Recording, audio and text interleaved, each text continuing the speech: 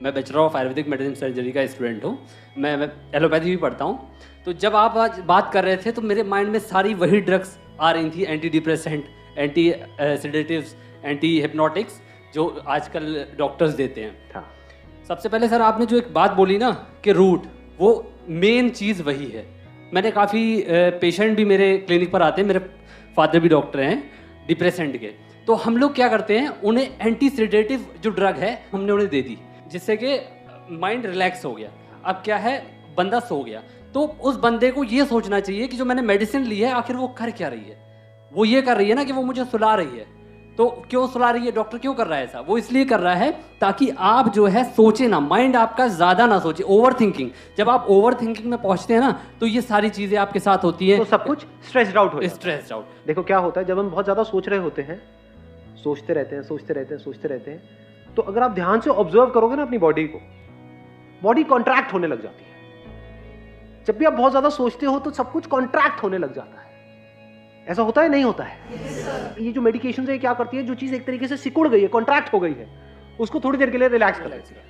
ऐसे ही होता है? यस सर, यही होता है। एक स्टेप और आगे बढ़ते हैं आप, और बताओ। हाँ, तो सर यही कंडीशन ना, जैसे कि अब आप एंटी सेडेटिव ड्रग ले रहे हैं, तो वो जब आप लॉन्ग टर्म के लिए ले लेंगे ना, तो एक कंडीशन वो आएगी सर, आपको उतनी डोज से नींद नहीं आएगी। फिर ये इसका साइड इफेक्ट, जो आप सर बात कर रहे हैं, डोज बढ़ानी पड़ेगी। हाँ, डोज बढ़ानी पड़ेगी। तो इससे क्या होगी कंडीशन, आगे के लिए हमारे लिए बहुत प्रॉब्लम हो जाती है उस ड्रग से। और एक प्रॉब्लम और है मेडिकेशन में, वो भी मैं यहाँ पे क्लियर कर देता हूँ। मेडिकेशन क्या कर सकती है, एक तो जो आपकी बॉडी स्ट्रेस्ड आउट हुई पड़ी है, ब्रेन स्ट्रेस्ड आउट है, आपके ऑर्गन स्ट्रेस्ड आउट है, उसको रिलैक्स कर दिया। दूसरी तरफ से ये क्या कर सकती है, आपको उठा सकती है, कुछ ऐसे केमिकल्स रिलीज कर सकती है जिसकी वजह से आप एक्साइटेड हो जाओगे। ये दोनों ही स्टेजेस अगर नेचुरल ना हो तो खतरनाक है। जैसे कि सर कैफीन होती है, हाँ, जैसे कि हम लोग चाय पीते हैं तो उसमें कैफीन होता है। हाँ। तो कैफीन हमको हैप्पी हार्मोन्स रिलीज कराता है, हमको बहुत अच्छा लगता है। हम लोग क्यों कहते हैं चाय पीनी है, हमको चाय पीने के बाद अच्छा लगता है। हाँ। उसमें कैफीन होता है। हाँ सर, यही सब। राइट। हाँ, एक मिनट रुको, अभी हम और बात करेंगे। नहीं, सही है, क्योंकि टेक्निकली भी बात हो रही है ना। Is over thinking a problem? It is not a problem, क्योंकि कुछ भी काम आपको करना है तो आपको सोचना पड़ता है। क्या लगता है, ये जो एथलीट्स हैं, क्रिकेटर्स हैं, जब ये खेल रहे होते हैं, इनकी थॉट प्रोसेस किस लेवल पे चल रही होती है? तेजी से सोच रहे होते हैं, बहुत धीरे सोच रहे होते हैं? तो speed of thinking is not a problem. Thinking is not a problem. अगर उस थिंकिंग में कॉन्फ्लिक्ट है तो प्रॉब्लम है। अगर उस थिंकिंग में क्लैरिटी नहीं है तो प्रॉब्लम है। क्लैरिटी है तो जितना मर्जी सोच लो, कोई दिक्कत नहीं है। जैसे अभी ये सेशन हमारा चलने वाला है, मान लो जितनी भी देर तक चलने वाला है, अगर ये पूरे दिन भी चलता रहे तो मुझे कोई दिक्कत नहीं है। I will not feel tired. तो मैं अभी सोच रहा हूं या नहीं सोच रहा हूं, या फिर रिलैक्स पड़ा हुआ? हाँ, क्या बोल रहे हो भैया? ऐसा तो नहीं है ना? आपने बोला, मैंने सोचा, यहां से मैंने कुछ बोला, आपने बोला, तो एक कम्युनिकेशन चल रहा है। एक के बाद एक हम लेयर्स को हटाते चले जा रहे हैं। मतलब थिंकिंग बहुत ही डीपर लेवल पे चल रही है। उसकी वजह से क्या मैं टायर्ड फील कर रहा हूं? नहीं। जितना थिंकिंग में क्लैरिटी आती चली जाती है, हम कॉन्ट्रैक्ट नहीं करते हैं, एक्सपैंड करते हैं। तो कभी भी ये मत समझ लेना थिंकिंग प्रॉब्लम है। तो इन मेडिसिन की वजह से क्या हो रहा है, हो सकता है आपको थिंकिंग की जरूरत हो, बट माइंड इतना रिलैक्स हो गया है, कुछ करने का मन ही नहीं कर रहा है। दूसरी तरफ से ये क्या कर सकती है मेडिसिन, आपको एक्साइटेड कर सकती है। वो जो केमिकल्स अंदर जा रहे हैं ना, उसकी डोज बढ़ाते चले जाओ। इतने एक्साइटेड हो जाओगे, इतना फड़फड़ा जाओगे, होश भी नहीं होगा कि कर क्या रहे हैं। मतलब जरूरत से ज्यादा खुश हो जाओगे। और जब भी आप जरूरत से ज्यादा खुश हुए हो पास्ट में, अपने एक्सपीरियंस के बेस पे बताना, तब आपके साथ लाइफ में ज्यादा अच्छा हुआ है या बुरा हुआ है? तो जरूरत से ज्यादा एक्साइटमेंट भी बुरा है, जरूरत से ज्यादा रिलैक्सेशन भी बुरा है। अब जरूरत कितनी है, ये कौन डिसाइड करेगा आपके लिए? क्या कोई डॉक्टर? क्या कोई दवाई? या आपको खुद को पता होना चाहिए? ब्रेन कैसी होनी चाहिए, जो ना डल हो ना ओवर एक्साइटेड हो, नॉर्मल एक स्टेट में हो। नहीं तो प्रॉब्लम इसकी एक बहुत बड़ी क्या है कि इन मेडिसिन की वजह से जो एक्साइटमेंट हमको मिलता है, लोगों को उससे अटैचमेंट हो जाती है। फिर एक नॉर्मल स्टेट भी होगी, माइक लेकर के बताना मैं ठीक कह रहा हूं, गलत कह रहा हूं? बिल्कुल सही बोल रहे हैं। हाँ, फिर अगर एक नॉर्मल स्टेट भी होगी, जैसे एक बंदे की एक नॉर्मल स्टेट है, उसमें अगर उनको लाया जाएगा तो वो कहेंगे इसमें मजा नहीं आ रहा है, थोड़ा और बढ़ाओ डॉक्टर साहब। उसका परमानेंट सोल्यूशन क्या है, उसके बारे में हमको सोचना है। अभी मैंने एक फ्यूल का एग्जांपल आपको दिया था। हमारी बॉडी के लिए फ्यूल क्या है? फूड मतलब क्या? What is food? What do you call as food? Burger, pizza? What do you mean by healthy food? Physical activity से तो फ्यूल बर्न होगा, उसके बाद में हमको फ्यूल चाहिएगा। नहीं तो अगर आप फिजिकल एक्टिविटी करो और फ्यूल ढंग का ना लो तो फिजिकल एक्टिविटी भी आपके लिए नुकसान करेगी। तो अभी हम बात कर रहे हैं फ्यूल का. What is fuel for our body? जो हम खा रहे हैं सुबह से रात तक, वो पैकेज फूड जो खा रहे हैं, जो आपको बेचा जा रहा है, जो आपके सो कॉल्ड सेलिब्रिटीज आकर के एडवर्टाइजिंग कर रहे हैं, जो वो खुद नहीं खाते हैं बट आपको खिला रहे हैं, वो फूड है. पसंद क्या है, यहाँ से ऑनलाइन यहाँ से ऑर्डर कर दिया, वो आ गया, चले जा रहे हैं, अब फिर कह रहे हैं सर आपकी बातों का असर नहीं होता है. डाइट के बारे में एटलीस्ट बेसिक नॉलेज आप गैदर कर लो. ये जो वाइट चीजें होती हैं उसको अवॉइड करो. वाइट क्या है? शुगर, सॉल्ट, वाइट ब्रेड, ये सब जो वाइट चीजें होती है ना, उससे थोड़ा सा बच करके रहो. तो अब फ्यूल क्या है? फ्यूल सिर्फ खाना नहीं है. ये बहुत बड़ी गलतफहमी है. घोड़ा क्या खाता है?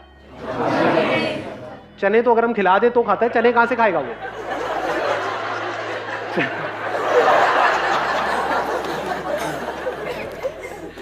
घास खाता है. दम होता है घोड़े में? नहीं होता है. तो घास खाने का कर दी ना घोड़ों वाली बात. अरे मैं घास खाने के लिए नहीं क्या. घास में क्या होता है इतना नहीं पता है? मतलब कोई साइंस बैकग्राउंड से नहीं है. क्लोरोफिल नहीं होता है. क्लोरोफिल मतलब क्या? कहां से बनता है वो? सनलाइट से. तो इनडायरेक्टली क्या घोड़ा सनलाइट नहीं खा रहा है? सनलाइट में एनर्जी है या नहीं है? Vitamin D. अब देख लो ये क्या गड़बड़ हो रही है. सनलाइट मतलब विटामिन डी. सनलाइट का रोल सिर्फ विटामिन डी तक है? या सनलाइट के जो हजारों लाखों फायदे हैं उसमें से एक है विटामिन डी? तो फ्यूल मतलब सिर्फ खाना नहीं. That is just one aspect of fuel. धरती, जल, अग्नि, वायु, आकाश, ये 5 तरह का फ्यूल है. फ्यूल से क्या होता है? अगर फ्यूल सही जाए हमारी बॉडी में, आपको मेडिसिन की जरूरत नहीं है. If you take the right kind of food for your body, that food is medicine without any side effects. You don't need additional medicine. अगर फूड को आप ठीक कर लो तो. Does it make sense? तो पहला क्या आया? धरती. धरती से रिलेटेड क्या आ गया? फ्रूट्स, वेजिटेबल्स, ये वो. दूसरा क्या है? धरती. जल, पानी. पानी की कमी हो गई तो अपने आप ही बुरा फील होना शुरू हो जाएगा. खाना उल्टा सीधा खाओगे, अपने आप ही बुरा फील होना शुरू हो जाएगा. धरती, जल, अग्नि मतलब सनलाइट. मैं आपको बेसिक सा एक फंडा बता रहा हूं. डिप्रेशन का इससे डायरेक्ट कनेक्शन है, इनडायरेक्ट नहीं है. आपको एक डार्क कमरे में ले जाकर के बंद कर दिया जाए 7 दिन के लिए, अंधेरे कमरे में, तो एक नॉर्मल बंदा भी डिप्रेशन में चला जाए. और अगर आपको खुले में छोड़ दिया जाए, घोड़े की तरह, घोड़ों के साथ में, घोड़े भी भाग रहे हैं, आप भी भाग रहे हैं, और कुछ लोग अगर घास खाना चाहे तो खा सकते हैं, तो क्या होगा 1 हफ्ते बाद? बताने की जरूरत ही नहीं है, ऑब्वियस है. इसके बाद कौन सा आया? वायु मतलब हवा. हवा कैसी है हमारे आसपास में? यहाँ पे दिल्ली में बढ़िया है, पॉल्यूटेड है. लास्ट क्या है? आकाश. आकाश मतलब स्पेस. आपको एक छोटे से कमरे में बंद कर दिया जाए, वहां अच्छा लगता है या खुले में अच्छा लगता है? किसी पहाड़ के टॉप पे अच्छा लगता है? तो आप कहोगे कि आप पहाड़ पे चले जाए. नहीं जी. घर पे जहां भी रहते हो, किसी अपार्टमेंट में रहते हो, उसकी छत पे तो जा सकते हो. वहां पे छत पे जाकर के अच्छा लगता है. तो क्या स्पेस फ्यूल है या नहीं है? इस पे हमारा कितना ध्यान है? या ध्यान है सिर्फ और सिर्फ थॉट्स पे? नंबर 1 थॉट्स कि मुझे ये करना है, वो करना है, वो करना है, मेरे साथ ये हो गया, वो हो गया. दूसरा, अब मैं इसको ठीक कैसे करूं, ठीक कैसे करूं, ठीक कैसे करूं. I am not too sure आप में से कितनों को एक्चुअल में पता भी होगा कि हेल्थ की जो पीक स्टेट होती है वो कैसी होती है. जब बॉडी, माइंड, इंटेलेक्ट और जो हमारी बाकी की सारी एनर्जीज हैं वो परफेक्टली काम कर रही होती है. नेचुरोपैथी के कुछ सेंटर्स हैं वर्ल्ड वाइड, इंडिया में बहुत सारे हैं, और बहुत ही रीजनेबल रेट पर है. कोई भी दवाई खाने से पहले डिप्रेशन एटलीस्ट 7 दिन के लिए, मिनिमम 7 दिन के लिए, 7 दिन के लिए जाओ जहां पे खाना ढंग का मिले, पानी अच्छा मिले, हवा साफ सुथरी हो, सनलाइट मिले. उसके अलावा और भी बहुत सारे वहां पे ट्रीटमेंट्स होते हैं. मिट्टी विट्टी पूरे लगा करके लिटा देते हैं कहीं पर भी. ऐसा ना हो कहीं जाओ और मैं भी साथ में. सर आप भी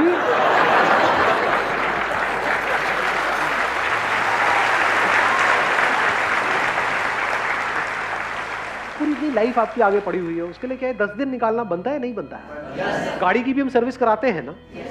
अपनी कितनी बार आपने एक्चुअल में सर्विस करी है अपनी बॉडी की? करते ही नहीं. इसकी तो कोई बात ही नहीं होती है. बात क्या होती है? टॉप करो, ये करो, वो करो. इट्स ऑल अबाउट करो करो करो करो करो. और करके भी इन खच्चरों का कुछ होता नहीं है। और लेवल पे वो गड़बड़ करनी बंद कर दो तो बॉडी अपने आप ही एट ईज हो जाती है। Once you are at ease, mind clear हो जाता है, तब आप डिसीजंस ले सकते हो अपनी लाइफ के। और वहां पे जा करके आप ये सोच भी सकते हो कि यहाँ पे जो भी मैं अभी कर रहा हूँ 7 दिन तक या 10 दिन तक या 15 दिन तक, उसको प्रैक्टिकली अपनी लाइफ में अप्लाई कैसे करूंगा अगले 1 साल तक। नहीं तो वो 7 दिन 10 दिन एक हॉलीडे की तरह हो गया, बेकार हो गया। You got the answer of this particular problem?